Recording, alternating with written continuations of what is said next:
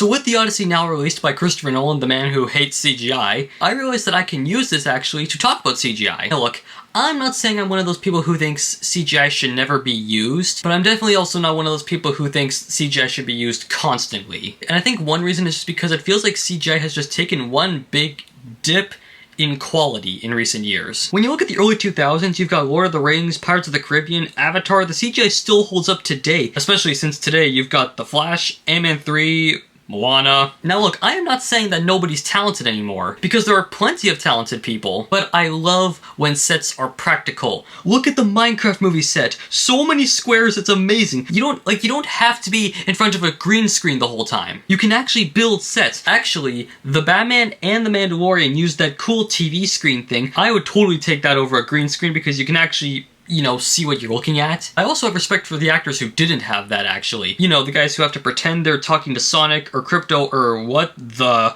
Apparently Ian McKellen had a breakdown filming The Hobbit because of the green screen, so I really hope Doomsday wasn't a similar experience. I actually heard a great reason about why CGI is so bad today. It's because of how much there is. Back in the 90s when CGI was still new, they would only use it when they needed it, but now it's just constant. I think one reason is because after the 90s, everyone in the early 2000s got so excited, and that's where Hobbit happened, and Wolverine, Green Lantern, oh wait, that was 2011. Well, they're all better than Mortal Kombat, so I guess this video game looking world in Green Lantern could have been worse. But if studios keep CGI at a minimum and actually build sets, it'll actually make the CGI look better because now the artists have less to worry about and can take the time to make it look even better and not like Thor Love and Thunder. I understand there are literally worlds that must be made with CGI, but what about those TV screens? Would those work? Again, it worked for Batman and Mando. Even if I'm wrong, there has to be a better way to do this. For one thing, they could just, like, you know, film the movie and then have a long period of editing, you know, so the artists have time to work on it and not just cram it all in so it feels like they have to work 7 days a week. All I can say is that I pity the people who will have to work on Secret Wars. Actually, apparently Endgame was a nightmare. The time suits weren't even real, and they had to change them at the last minute or something. Spider-Man No Way Home suits logo wasn't even real. I'm amazed they even gave Toby and Andrew physical suits. I'm not saying the suits look bad, they look great, it fooled me, but you couldn't have given them actual suits. I'm just glad Marvel is finally making CGI look good in their movies.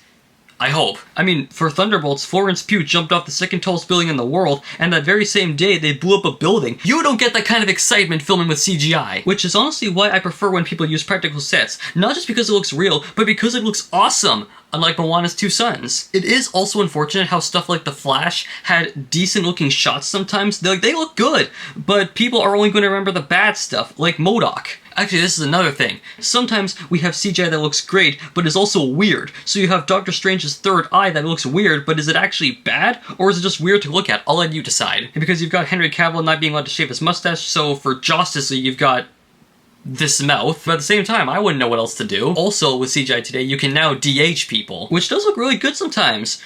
Or it can look like Hayden Christensen from Ahsoka. But it's even worse when you bring back dead people with CGI. You've got The Flash bringing back Christopher Reeve for no reason. I don't even think they got permission for that. And the director said the CGI was meant to look weird. Yeah, right. Genuinely, Transformers looks amazing. Look at these gorgeous shots. It was made in 2007, almost 20 years ago. 18 years before Snow White. Transformers actually blended practical and CGI. That's another way to use it. Star Wars is another example where you've got George Lucas using as much CGI as possible in the prequels, and then going back to the originals and changing it to his vision. And while I'm softer on the changes than other people, I see where they're coming from. But you know it's bad when TV sitcoms from the 90s look better than stuff today. You've got Full House jumping off a bridge into a plane. I don't care if it's stunt doubles, it looks more real than Fuller House's green screen shot, especially since they did the exact same thing in season 3. So don't even try to defend Netflix for that. Look at Dukes of Hazzard. They do these car jumps every episode. Look at this shot now. So in the end, if your movie has the exact same quality level as Batman Arkham Knight, then you're in trouble. But what do you guys think? Do you think studios can find a way to improve their CGI? Let me know in the comments down below. Thank you so much for watching. Click this video right here. Do you think this one the best? Make sure to like and subscribe. See you guys.